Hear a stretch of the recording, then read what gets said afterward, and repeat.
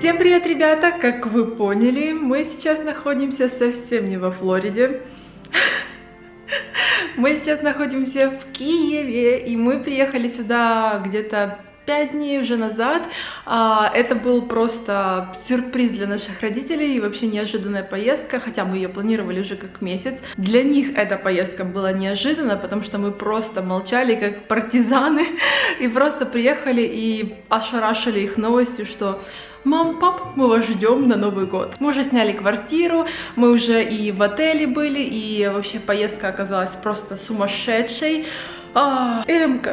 Эмка, ты спишь, лисичка моя? Да, ребят, мы приехали сюда с собакой, потому что у нас нет определенного времени, сколько мы здесь будем находиться в Украине, потому что у нас очень много здесь планов, просто все расписано. И, конечно же, оставлять ее с кем-то, давать ее кому-то, это было бы очень проблемно. Я думаю, те, у кого есть собака, меня 100% поймут. Так что, да, ребят, вот такие вот новости, я думаю, вы в шоке.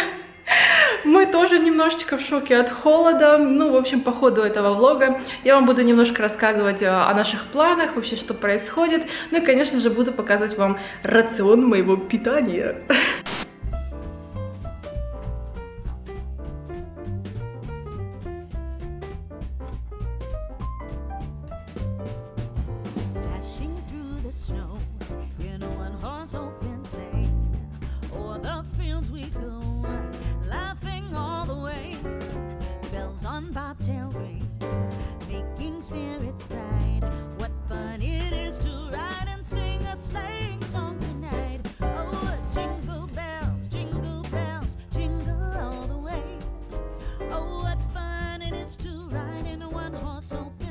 Эмка, ты готова познать, что такое зима? Ты готова? Ну пойдем. Эмма в шоке от снега. Эмма, только не ешь желтый снег. Желтый снег — это плохо.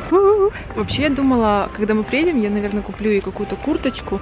Но что-то она даже не трясется, то есть ей, ну, не видно, что ей холодно как-то.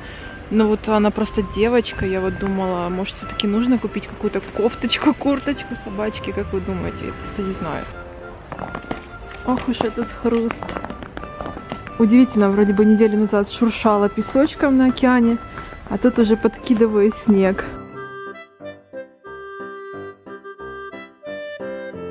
Что мы сейчас будем делать? Эмма, ты будешь хорошей собачкой? Что мы сейчас будем делать? Давай лапку.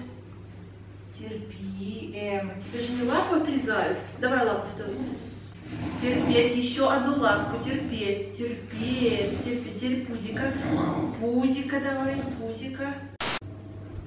Так, ну что, сейчас сделаю небольшой перекусик с бананом и заодно вам расскажу вкратце, как же происходила наша поездка, потому что она реально оказалась очень тяжелой. За 10 дней до вылета, как нам сказал ветеринар, мы сделали все необходимые прививки и вообще бумажки для того, чтобы в Украине нас приняли. То есть наша конечная точка — это был чип, то есть паспорт собачий, это сертификат от ветеринара, что все в порядке с его подписью, вакцина от бешенства, и на всякий случай мы ее еще прогнали от глистов. Ну, я где-то это читала. Я начиталась кучу всего. По итогу, ребят, нас никто ни о чем не спросил. Ни в США, ни при въезде в Украину. Мы просто тупо вышли с собакой из терминала в Киеве, и все.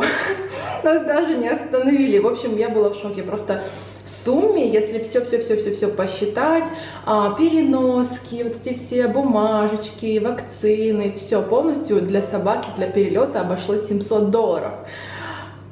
Фейспалм, да? Ну, как бы, ладно, неважно. Самое главное, что мы доехали не совсем спокойно, потому что туда, в Нью-Йорк, у нас была пересадка. Мы везли Эмку в ручной кладе, то есть она была у меня на ручках в переноске, слава богу, ее пустили, потому что она вообще весит 10 килограмм, а положено не больше 8.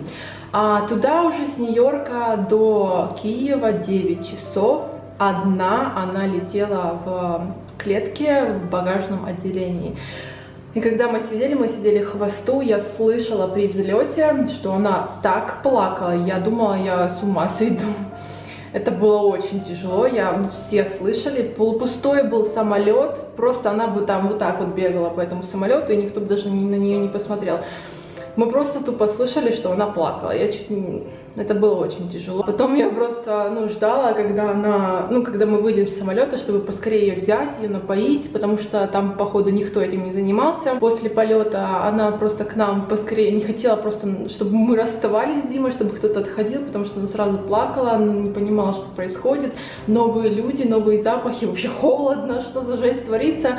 Поэтому, да, вот такие вот дела. Если вам подробно интересна эта вся история, и мне в инстаграме 2 поста есть об этом, так что можете почитать. Потом после аэропорта мы вселились в гостиницу на 2 суток, чтобы мы нашли квартиру, которую я, в принципе, присмотрела заранее, и в которой мы сейчас уже и находимся. Ребят, мы, конечно, вообще какие-то скоростные, но у нас все так, мы очень все быстро делаем, вот уже 5-й день сейчас, по-моему, а мы уже сделали столько вещей, что просто сидим сейчас и просто ждем родителей на самом деле.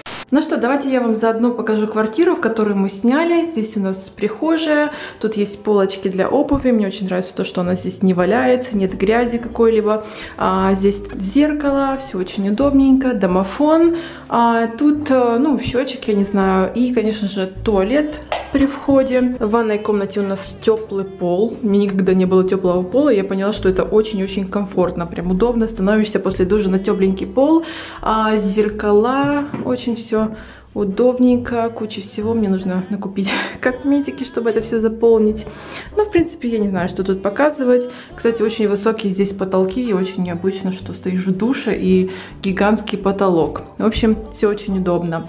Так, здесь у нас шкафчик для вещей. В принципе, понятно, ничего особенного. Я решила поставить Эмкину еду здесь возле холодильника. В принципе, не будет мешать. И здесь у нас такой большой стол. И, в принципе, сама кухня очень такая красивая, светлая, то, что мне нужно. Холодильник тоже светленький.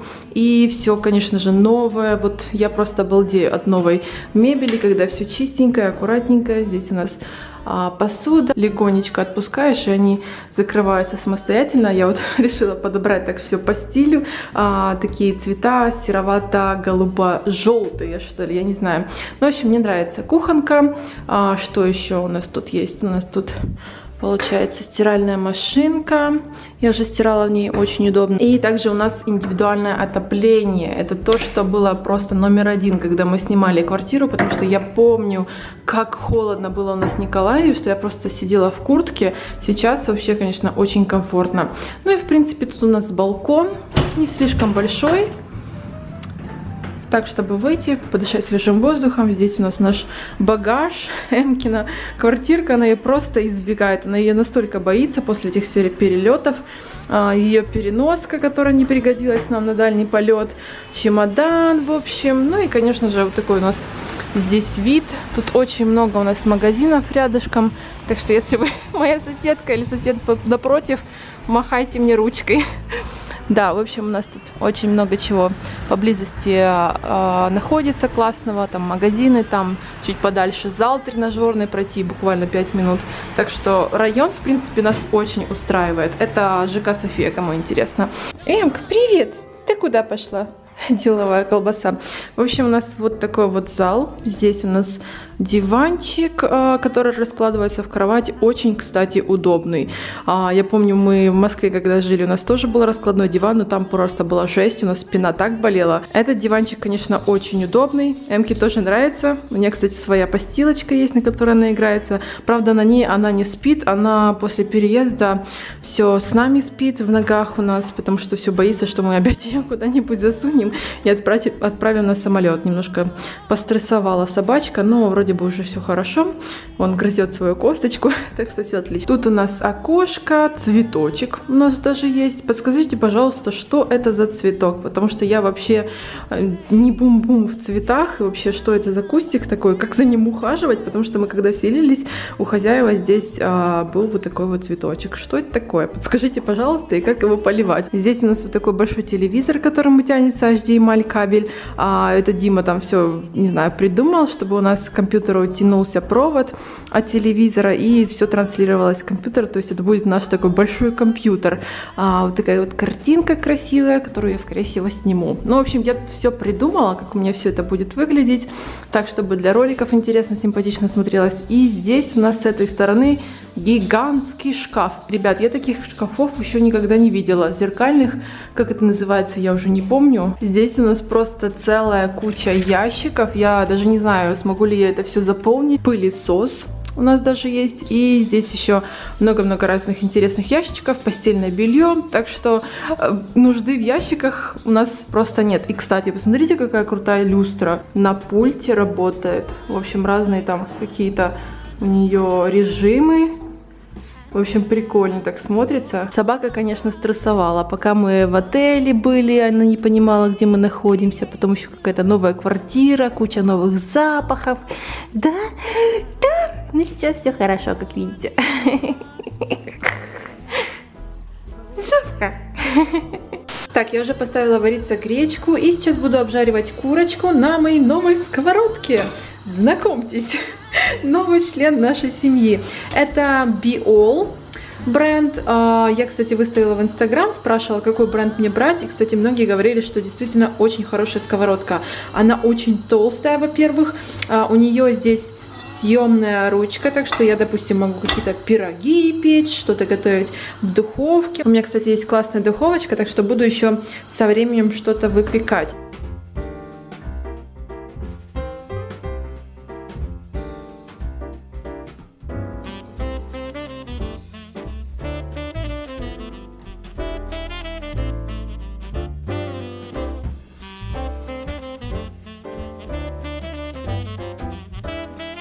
Боже мой, я могу снимать в своей рекламе кабачковой икры.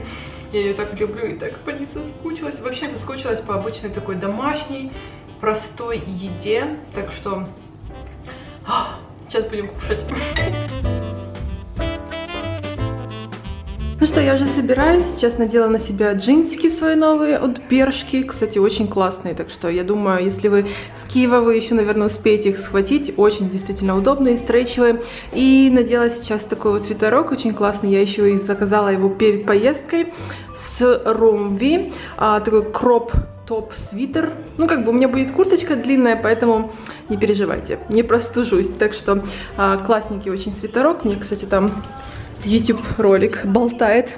Аспин, смотрю, и Паркер, одни из любимых моих блогеров. Кстати, смотрите, как прикольно получилось. Это в шкафу такая, как бы, выемка. Тут у меня обувь стоит, шкафчики, зеркало, которое я с собой забрала, с подсветкой. Очень удобный такой столик получился для макияжа. Так что сейчас, Дима, собираемся и наконец-то едем за фотиком. Мы заказали его на розетке. Я думаю, многие знают этот магазин. Мы тоже с него очень часто много чего заказывали. И наконец-то мы обновим технику. Боже мой, я просто уже так давно намучилась с этой камерой. Все ее хвалят, Canon G7X. У меня с ней почему-то очень много проблем, разные пятна какие-то, какая-то пыль. Так что сейчас едем наконец-то за камерой, и я вам поснимаю, поедем, наверное, в центр города. Слушайте, как разрослась розетка. Раньше такого не было. Тут у них и кассы, и номерки, супер. И я опять попала на сковородки. Что это такое? Кстати, я купила себе вот такую фирму. Я вам уже показывала. Классная. Наконец-то мы приехали, и вот такой фотоаппарат мы купили. Это Panasonic Lumix. Если интересно, я вам оставлю полное название и линз тоже. И у нас был выбор как раз на фотоаппарат, который очень хорошо снимает, потому что все-таки мы больше ролики снимаем, чем делаем фотографии, поэтому характеристики именно этой модели оказались для нас главными. Во-первых, тут есть поворотный экранчик. Вот. Ну, в общем, он крутится в разные стороны, то, что очень нужно для блогеров, чтобы на себя смотреть. Это у нас стандартный объектив 14-42. Также мы взяли дополнительную линзу, это 25 мм 1,7. Она больше подходит для портретной съемки, для красивого боке. В общем, будем разбираться. Тут очень много разных настроек. Все это время я снимала ролики, вообще делала фотографии на Canon G7X, на которой сейчас снимаю. Это такая самая популярная камера для блогеров. Я думаю, что, скорее всего, я ее себе оставлю именно для логов, потому что та все-таки более такая громоздкая, хотя тоже у нее есть поворотный экран, но все-таки она более такая проф уровня. Это тоже классно, но у нее много проблем, ее нужно почистить. Тут у меня обычно такое пятнышко от пыли, которое внутри объектива, поэтому это все тоже нужно будет чистить. Ну, в общем, я думаю, что я ее оставлю как такая дополнительная камера для влогов или для второго какого-то плана. Так что вот так, мои дорогие, мы купили новую камеру. Теперь будет видео видео выходить в 4К формате. Мы нашли уже тренажерный зал. Там мы договорились о съемочках. Будут новые видео, тренировочки, вкусные рецепты с орешками. Ждите новых видео, скоро будут. Всем пока, мои дорогие.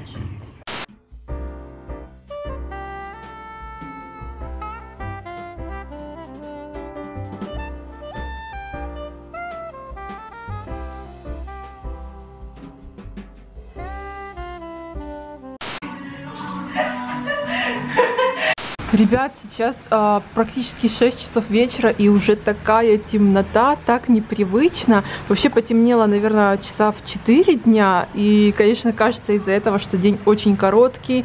Сразу же хочется спать. Сейчас нам довольно-таки сложно перестроиться, поэтому я сейчас перед сном пью мелатонин. В принципе, он мне помогает, но уже более-менее налаживается у нас сон, потому что мы где-то, наверное, часа в 2 часа ночи вставали и вот так просто смотрели в потолок и не могли заснуть. А вставали, может быть, часов так в 12, а то и час дня.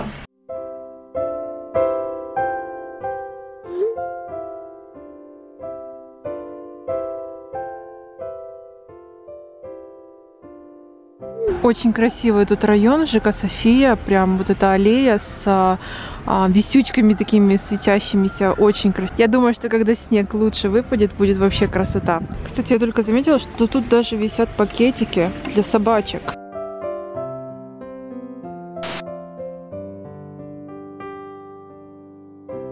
Я знаю, что вы будете спрашивать по поводу встречи в Киеве, и мы, конечно же, хотим ее сделать.